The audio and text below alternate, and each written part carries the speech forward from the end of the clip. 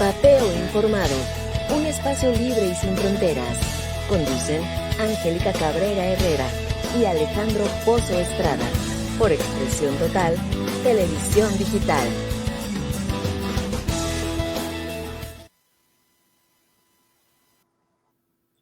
Hola, muy buenas tardes a todos. Muchísimas gracias por sintonizarnos en este nuevo programa de Vapeo Informado, un espacio libre y sin fronteras.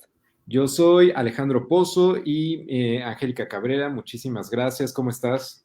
Bien, muchas gracias, Alex. Espero que tú también. Buenas tardes, días, noches, depende desde el lugar donde nos vean. Y pues muchísimas gracias una vez más por estar en este podcast.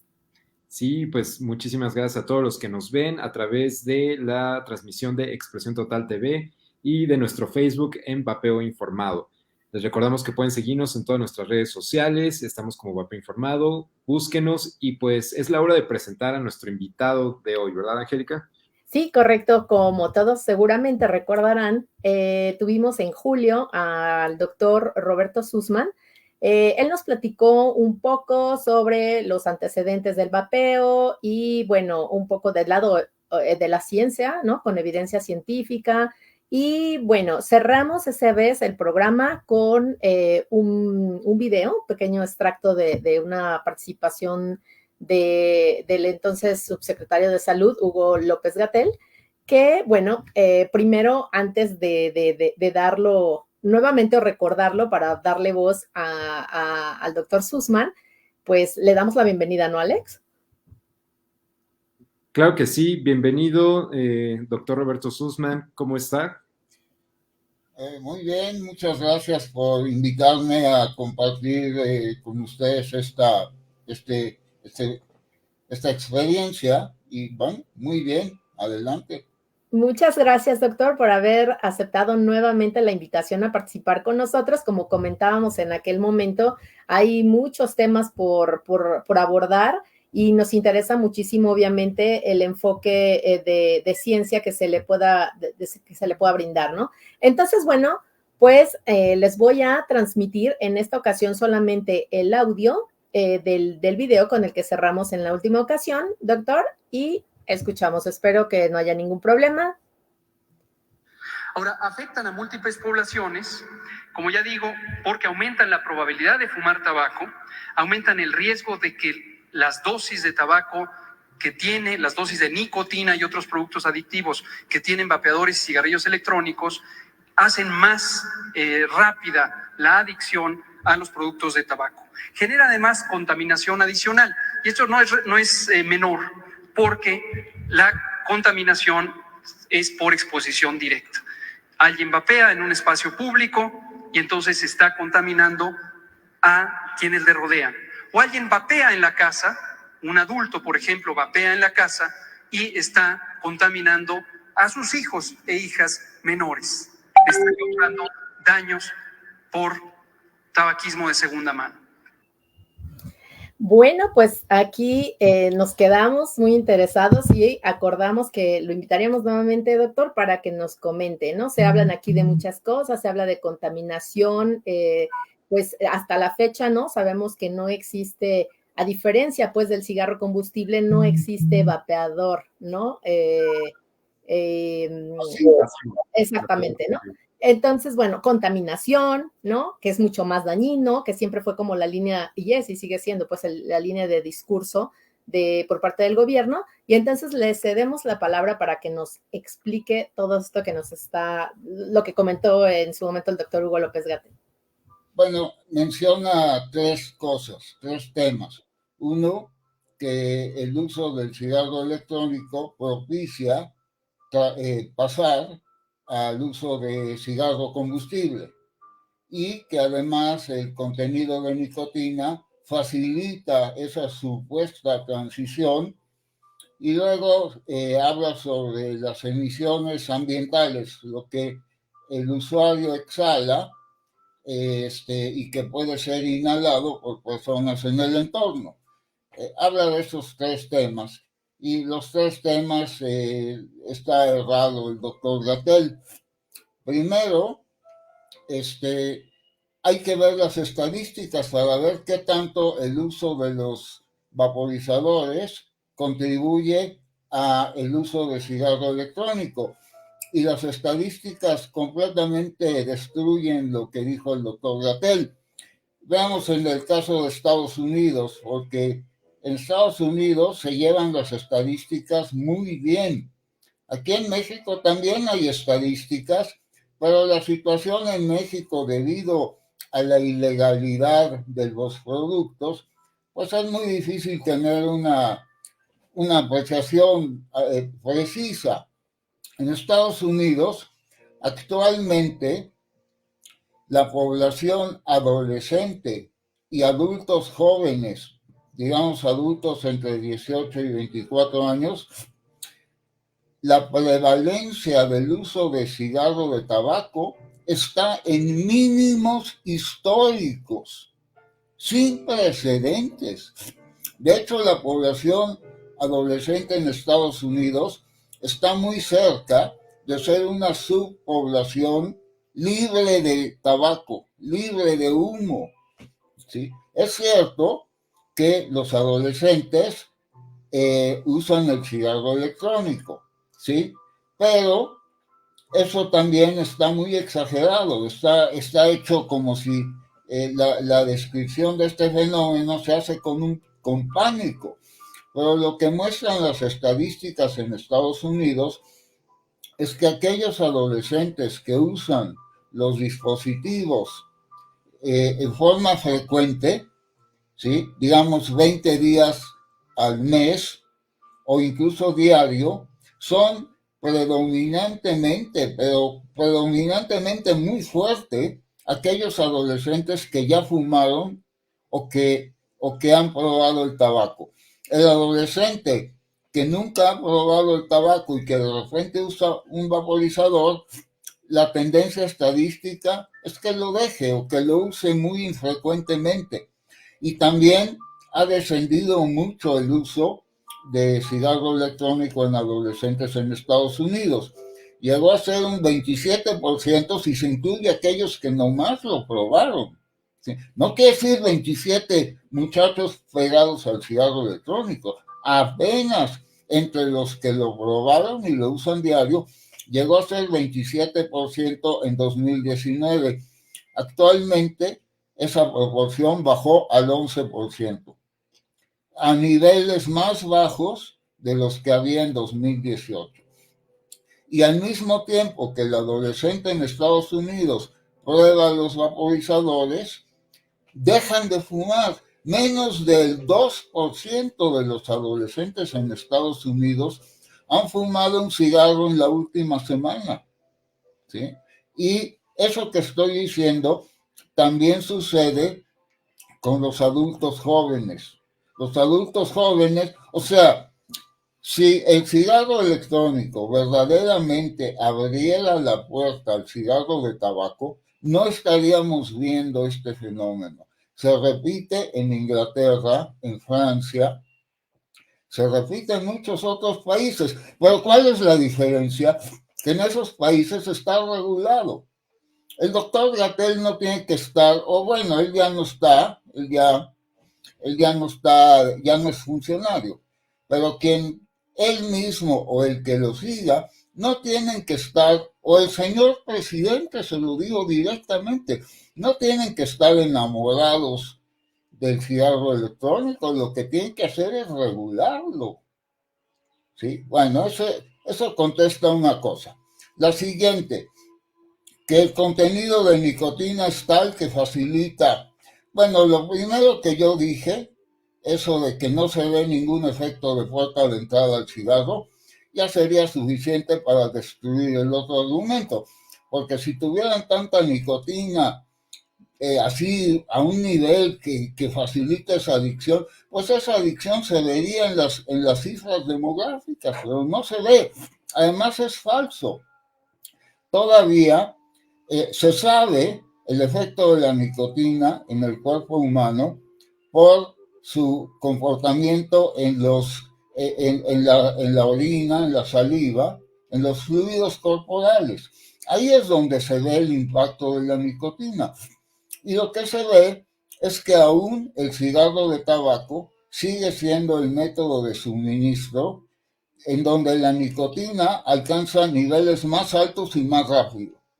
Lo que hace el vapeo es que de eso también depende, porque al usar un cigarro electrónico, uno puede controlar la concentración de nicotina en los líquidos.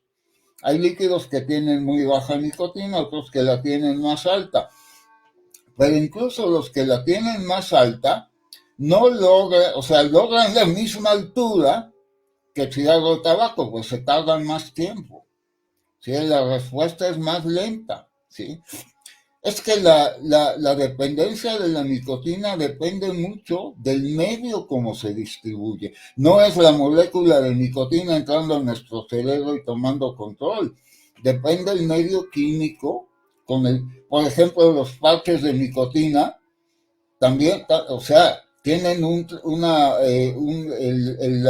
la administración de nicotina es más lenta, ¿sí? No se puede comparar. En el caso del cigarro electrónico, todo lo que dice el doctor Gatel de que tienen una nicotina mágica ahí que facilita la adicción, eso es completamente falso, no hay ninguna evidencia de eso. Y se ve también en los datos demográficos. Además, quiero mencionar una cuestión sobre la adicción de la nicotina. Miren, poca gente sabe que en México, y no voy a hablar del cigarro electrónico, voy a hablar del cigarro normal, el de tabaco. Ustedes saben que según las estadísticas que el mismo gobierno ha hecho y respaldado también por el control, o sea, lo que yo voy a decir no lo pueden negar el control del tabaco aquí en México. Solamente el 40% de los fumadores mexicanos fuma diario. El 60%, y eso es más o menos igual en todas las regiones, hombres y mujeres, en diferentes edades. ¿Sí? Y eso está publicado, incluso en artículos del control del tabaco. No es un secreto, pero la gente no lo sabe. No cada persona que ustedes ven con un cigarro en la boca, fuma diario 40 cigarros. El 40% fuman diario y fuman entre 8 y 12 cigarros. ¿Sí? Ahora, si la nicotina fuera tan avasalladoramente y tremendamente adictiva, imparable, fuera un monstruo de adicción, ¿cómo se explica que solo el 40% fuma diario? Eso no es cierto. Eso varía de población en población. En Hungría o en Francia, el 90% fuma diario y un promedio de 15%. Pero en México, en Centroamérica y en Colombia, la situación es parecida. Entonces, eso de que la nicotina es un monstruo que se sube al cerebro y nos controla, eso es un cuento. Ahora, veamos rápido la cuestión del aerosol ambiental. No tiene nada que ver con el humo de tabaco ambiental. Por varias razones. Cuando alguien está fumando, hay dos fuentes. Una fuente es cuando el fumador exhala, eso llama la emisión directa, pero la punta encendida del cigarro, ¿sí? Que ocurre un cigarro, la punta encendida del cigarro está todo el tiempo emitiendo humo. Todo el tiempo, no emite mucho, pero lo está emitiendo todo el tiempo. Entonces, si se hace una evaluación en una habitación, el 80% de la contaminación del humo ambiental se debe a esa punta que está hirviendo, ¿sí? Ahora, ¿qué tipo qué es el tabaco? Todos sabemos que si alguien fuma en una habitación y regresamos en 20 minutos, huele, ¿sí? ¿Por qué? Porque el humo está compuesto de gases volátiles, monóxido de carbono, etcétera, pero está compuesto de partículas muy chiquitas que son sólidas o líquidas, pero típicamente en el humo ambiental son más bien sólidas, ¿sí? Porque vienen directo de una combustión incompleta en la punta. Entonces, esas partículas no se evaporan, son sólidas, muchas de ellas no se evaporan, son muy chiquitas y se mantienen en el aire, ¿sí? Ahora, ¿qué pasa con el humo, con el aerosol ambiental? Las partículas, ¿sí? O sea, primero los gases son mucho menos y no son tóxicos, propilenglicol, en forma gaseosa. Y luego las llamadas partículas son gotitas líquidas que están hechas principalmente de glicerina vegetal, tienen agua y un poco de nicotina y también un poco de propilenglicol. Eso es todo. Eso es todo. Y además se evaporan. O sea, también ya lo sabemos. Si alguien usa un cigarro electrónico en una habitación, después de un minuto ya no hay traza. Ya no hay traza. Los detectores incluso no lo detectan. Porque el detector está construido para detectar partículas sólidas, ¿sí? Entonces, eso que decir que el aerosol ambiental es un contaminante que va a causar daño, eso es falso. O sea, causa más daño. Si uno hace la cuenta con la contaminación ambiental no se puede desconectar, ahí está todo el tiempo. Mientras que el uso del cigarro electrónico es intermitente. Típicamente el usuario lo usa 200 veces al día, ya es intenso, ¿sí? Y entonces son 200 veces que se emite al ambiente. No es como el cigarro de tabaco no es intermitente porque se queda ahí por la punta ardiente. Eso sí es intermitente porque aquí no hay una punta ardiente. Entonces solamente lo que sale de la boca del usuario y se evapora completamente en un minuto. Y luego ya no hay nada. Y luego viene otra vez, ¿sí? Mientras que la contaminación ambiental, incluso en interiores, está todo el tiempo. Digamos a menor nivel que cuando echa uno el chorro, ¿sí? Pero ese chorro dura un minuto, mientras que la contaminación está todo el tiempo. Y a la larga, después de unas 2 o 3 horas, la persona ha inhalado más contaminantes por la contaminación normal, incluso de una ciudad chica, que con lo que sale de la boca de los vaporizadores. Eso es completamente falso. Y es parte de la estrategia que han tenido las autoridades de igualar el aerosol del cigarro electrónico y el uso del cigarro electrónico como si fuera tabaquismo, cuando es al revés, es una opción al tabaquismo que permite a los adultos seguir consumiendo nicotina. Es una opción recreativa y, bueno, afecta muchos intereses, hay mucha política, y ahí viene el doctor López-Gatell a simplemente emitir estas líneas. Pero bueno, y como son el gobierno y tienen el poder, pues lo van a imponer a nivel reglamento, pero hay que decir que no, que la ciencia, lo que sabemos de esto, no apoya lo que ellos dicen, no lo apoya. Ellos se saldrán con la suya porque tienen el poder, punto, no porque tienen la razón.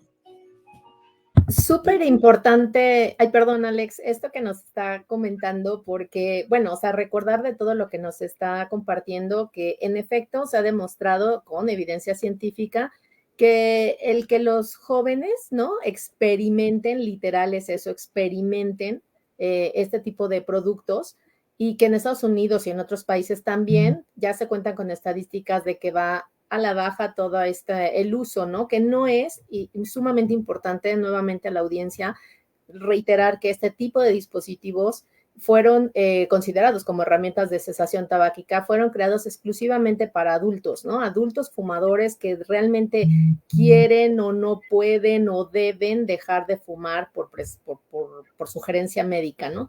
Entonces, esta parte que usted nos hace favor de reiterar y de aclarar, ¿no? Como lo mismo de que nos está comentando ahorita, las diferencias entre el fumar y vapear, que tengo entendido, porque usted nos presentó dentro del segundo congreso multiperfil que tuvimos, es un estudio muy reciente de esto. doctor. Entonces, no sé si lo podemos, o sea, si los quienes nos ven, ¿no? Quienes nos escuchan también, puedan tener acceso a este tipo de estudios que, reiteramos, justo es parte de la evidencia científica, ¿no? Con la que se está motivando todo este esfuerzo para el único fin de salvar vidas y conseguir que se termine el tabaquismo, ¿no? Sí, yo tengo 7 artículos publicados y parecerán 7 muy poco, pero son artículos muy extensos y muy completos. 3 de ellos fue en el contexto de COVID fue comparar, porque lo que se supone, lo mejor que sabemos, que los virus vienen transportados por gotículas que produce el cuerpo humano, ¿sí?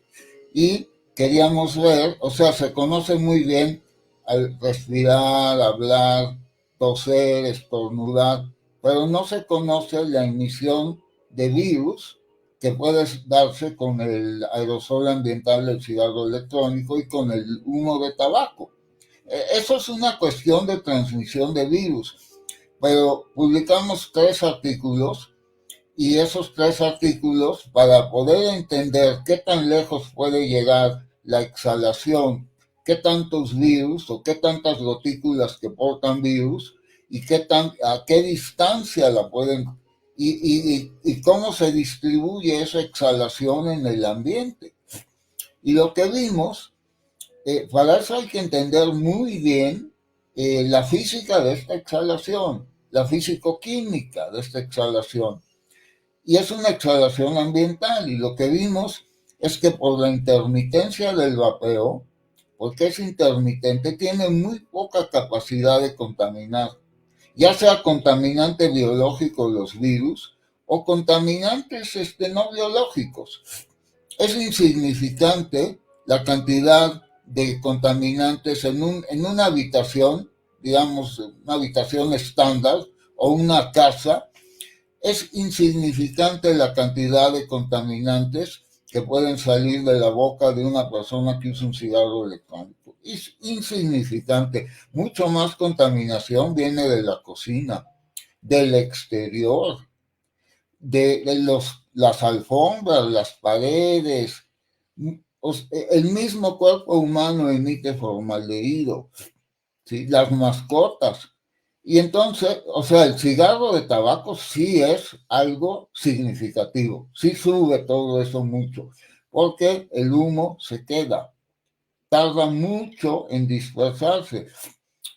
Pero en el caso del cigarro electrónico no sucede así, ¿sí? Entonces, no, es muy mal transmisor de COVID, ¿sí? Muy mal, o sea, alguien hablando 5 minutos puede transmitir potencialmente más viruses que una persona usando el cigarro electrónico 16 horas. ¿Sí? Y lo mismo se ha visto los contaminantes que hay en una habitación, en un ambiente libre de humo. Nadie fuma ahí, ¿sí? En un ambiente libre de humo, alguien vapea y lo que se nota es que hay un pequeño aumento de propilenglicol y glicerina vegetal. Y un poquitito más de nicotina, muy poco, ¿sí? La nicotina forma un 2-3% del aerosol nada más, ¿sí? Y el resto de los contaminantes son los mismos que había antes de que esa persona usara el cigarro electrónico. O sea, la contaminación que produce el aerosol del cigarro electrónico es absolutamente despreciable. Ahora, si tenemos a 100 personas usando el cigarro electrónico en un local, pues ahí sí va a haber mucho propilenglicol y puede ser irritante para los ojos, pero ese es un caso extremo. En una casa, en un restaurante, al aire libre sobre todo, al aire libre incluso fumar, el humo de tabaco ambiental tampoco causa ningún daño al aire libre. En interiores sí. Ahora, otros 3 artículos que estos artículos son los que muestran mi experiencia como investigador en el aspecto ambiental. el aspecto ambiental está ceñido en esos 3 artículos. Fue para COVID, pero se aplica también en condiciones fuera de COVID. Ahora, otros 4 artículos que hicimos fue una revisión de todos los, no todos, porque son muchos, pero los más que encontramos, y hemos revisado ya cerca de 100 estudios sobre emisiones. ¿Qué revisamos? La calidad experimental, que el experimento sea reproducible, que sus métodos analíticos sean correctos, que la simulación, porque como eso están analizando el aerosol que entra a la boca, pero yo no puedo poner, no se le puede poner a una persona un sensor en la boca. Entonces tiene que hacer con máquinas que simulan, y entonces checamos que esas máquinas estén sincronizadas y y que además hagan una simulación que sea lo más fiel posible a la inhalación humana. Y lo que vimos es que efectivamente hay aproximadamente unos 30, 40 artículos que reportan un alto contenido tóxico en el aerosol, pero todos ellos, y quiero enfatizar, todos los que reportan un alto contenido de metales, de formaldehído, de acetaldehído, de radicales libres, todos esos estudios están mal hechos, porque las máquinas de vapeo no imitan bien el vapeo humano, sino imitan un tipo de vapeo. A ver, ¿alguno de ustedes vapea cada 10 segundos? Nadie. Y ponen a las máquinas a que lo usen, a que hagan una inhalación cada 10 segundos 300 veces, pues obviamente que se les sobrecalienta y generan muchas toxinas, pero eso no tiene ninguna aplicación a la vida real, ¿sí? Ahora, todos los estudios de esos 100, aproximadamente el 60-70%, que hicieron sus experimentos más o menos bien, reportan una cantidad de toxinas casi insignificante, muchísimo más baja. Entonces, cuando alguien dice, tiene sustancias tóxicas, mira, el agua, el arroz, el aire que respiramos, vivimos en un medio donde hay sustancias tóxicas. Ahora, si yo estoy respirando plomo por estar en la Ciudad de México, ¿por qué no me muero? Pues porque mis defensas, o sea, la cantidad de plomo es tan pequeña que mis defensas pueden lidiar con ella. Y pasa lo mismo. De hecho, lo más tóxico que hay es el cigarro de tabaco. ¿Cuántos años tarda un fumador en enfermarse? Un fumador no se enferma en un año, ni en 5 años. Un fumador tarda décadas, tarda 20, 30 años en empezarse a enfermar. O sea que nuestro cuerpo puede procesar la toxina. Y lo que vemos es que el cigarro electrónico, el nivel de toxicidad que tiene, no solamente es mucho más bajo que el cigarro de tabaco, que esto ya es superlativo, es comparable a la contaminación que inhalamos con los contaminantes normales. Es comparable. Ahora, claro que el interés político es mostrar que es muy peligroso, hablan de sustancias y todo, pero no tiene ningún fundamento. Cuando alguien les diga, tiene sustancias, tiene como el estudio que hizo Cofepris, que es una vergüenza, a mí me daría vergüenza asociarme a ese estudio, un estudio de tercera clase, ¿sí? Dice, tiene sustancias, pero no dicen en qué dosis, en qué concentraciones, y todas las sustancias, además las detectaron en un líquido. Nosotros no ingerimos, los usuarios no ingieren el líquido, no analizaron el aerosol, y además hablan de sustancias tóxicas. Pero quien les habla de sustancias tóxicas y no les dé la dosis, es un hablador. Eso no lo tomen en serio. No lo tomen en serio.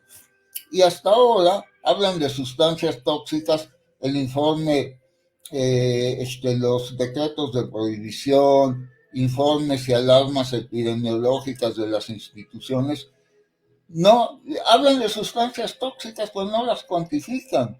y no dan, y dan referencias viejas o dan referencias a estudios que ya hemos visto que están mal hechos. Así es. Entonces, usuarios, no hagan caso.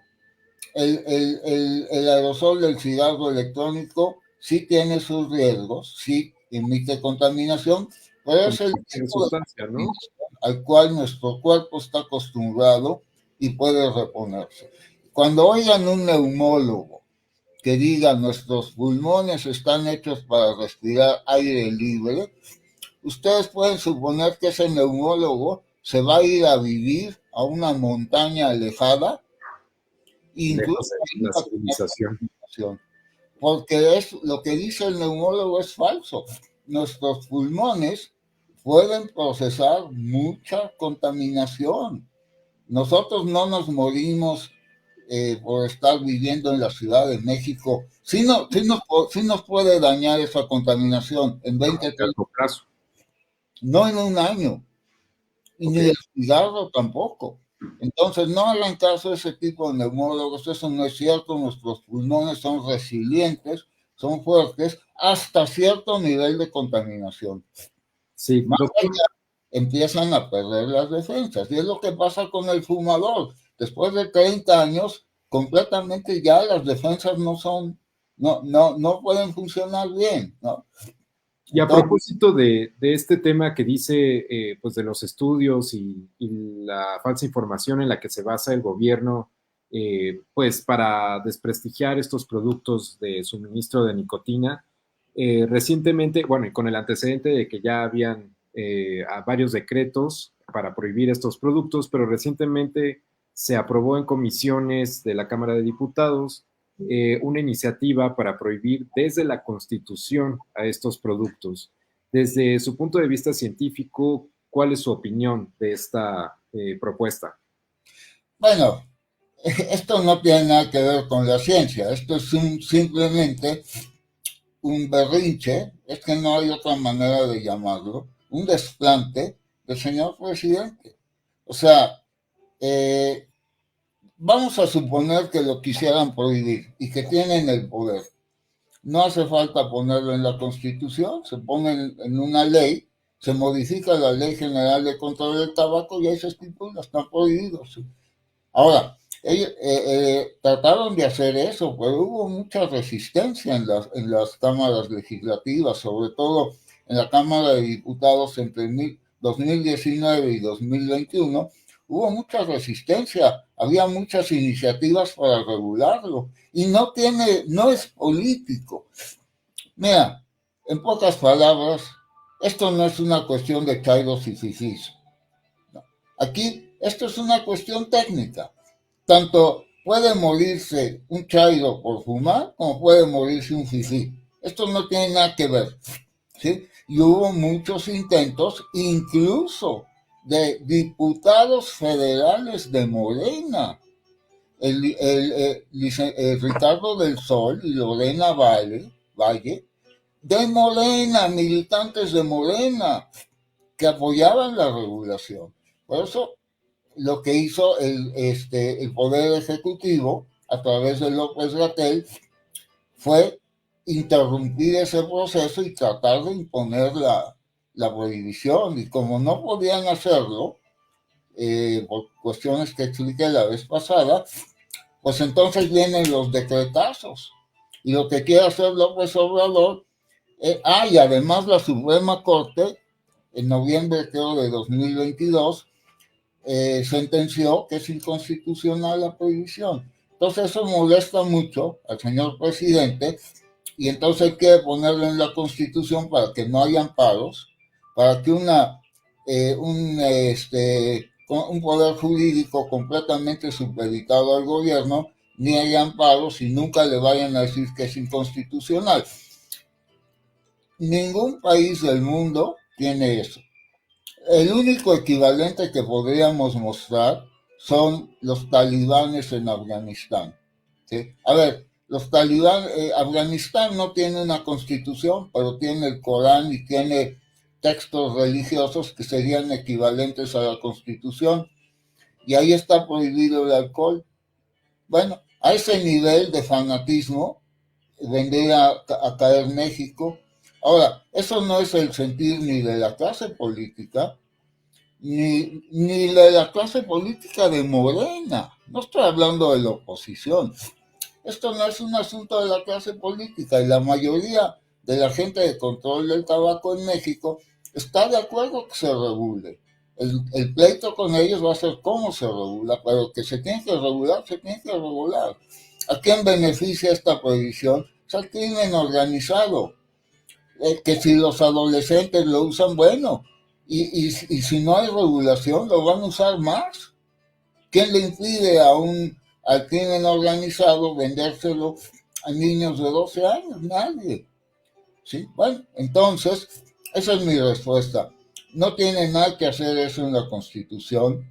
Es un desplante del señor presidente que se va a hacer por el poder unipersonal que tiene. Y bueno, yo espero que la doctora Sheinbaum entienda que esto no es una cuestión de ideología, esto no es una cuestión de si se construye o no el segundo piso de la 4T o todo el planteamiento gubernamental que ella ha dicho que va a seguir, y está en su derecho, ganó las elecciones, pero esto no tiene nada que ver, esto es un asunto que hay que verlo prácticamente. Prohibir favorece, tiene todos los defectos de la prohibición. No hay recaudación, no hay control de calidad, favorece al mercado negro, favorece la corrupción. Entonces sí me gustaría, ojalá, y la doctora Sheinbaum entienda, de que darle marcha atrás a esta prohibición y sacarlo de la Constitución no implica que ella no está siendo fiel a su proyecto político. Eso no es algo que va a ayudar a su proyecto político y sí debería de hacerlo por el bien de la sociedad, lo debe de hacer. Bien, sí, por el bien de la sociedad y pues regular todo pues con los principios de salud pública, de derechos humanos y bueno, pues basado siempre en ciencia e información. Muchas gracias, doctor Sussman, por esta información y también gracias a todos los que nos siguieron a través de la transmisión. Un saludo a Alexandra Santana, a Ricardo Saldívar, a María Dolores y a todos los que estuvieron comentando, mandando saludos y al pendiente de esta transmisión. Sé que hay muchos temas que se quedan en la mesa, pero bueno, para nosotros será un placer tenerlo nuevamente en el programa, si así nos vuelve a regalar su tiempo, doctor Roberto Sussman. Esperemos verlo pronto por acá. Angélica. Sí, es como siempre un honor, doctor, de verdad tenerlo aquí con nosotros, súper enriquecedor, unas grandes enseñanzas, ¿no? Siempre lo hemos comentado. Y bueno, yo no sé usted, doctor, pero el doctor López-Gatell ya no está ahorita por lo menos visible en el gobierno. Sería muy interesante que ahora que ya no está en esa cancha, pues a lo mejor pudiera aceptar, ¿verdad? Algún debate de esos que desde hace años se vienen solicitando con todos ellos, porque sería muy inconveniente el intercambio justamente de estas evidencias, de estos conceptos y demás, tomando en consideración que también es parte de la ciencia, ¿no? Entonces, digo, sería sumamente enriquecedor para todos, para poder entender desde qué punto, digo, nosotros algunos sin echar tierra, digamos, desde antes, nosotros sabemos que hay información totalmente obsoleta, y lo hemos comentado muchas veces, desde la cual están basándose para la prohibición. Pero ya nos dimos cuenta y mucha gente afortunadamente se está dando ya más cuenta también de que estos son engaños, ¿no? Y que sobre todo los usuarios han podido abandonar el tabaco gracias a estas herramientas de reducción de daños. Entonces, pues dejamos aquí la invitación abierta, digo, yo no sé, evidentemente el doctor seguramente no nos escuchará, pero si alguien de aquí le puede correr la invitación, pues estamos abiertos para este debate que por tantos años he esperado, ¿no? Algo por el estilo. Entonces, de verdad, doctor, que muchísimas gracias nuevamente por haber aceptado estar acá y pues, como bien dice Alex, seguramente habrá otro tema súper interesante en el que solicitemos su participación y esperamos que con con el gusto y con la disposición que lo está haciendo ahorita, pueda volver a acompañarnos. Sí, nada más quería mencionar, ya para despedirme, que yo sé que hay médicos y hay personas de buena fe que se oponen a estos dispositivos, que tienen razones. Bueno, discutamos las razones, ¿no? No. Además, tomemos en cuenta que aunque haya riesgos que a lo mejor me demuestran que a lo mejor yo estoy dispuesto no estoy cerrado, pero que se debata, que se discuta con respeto y que se entienda que no hay que estar enamorados de estos dispositivos para regularlos. Aunque no les guste el dispositivo, aunque no recomienden su uso, lo que sea, pero que sea legal, que esté regulado. Así es, Correcto. pues muchísimas gracias, doctor Sussman, a todos los que nos escucharon y nos vemos el próximo lunes en otro programa muy interesante de Vapeo Informado, un espacio libre. Y sin fronteras. Muchísimas gracias. Muchísimas gracias y hasta la próxima. Gracias, doctor. Hasta luego.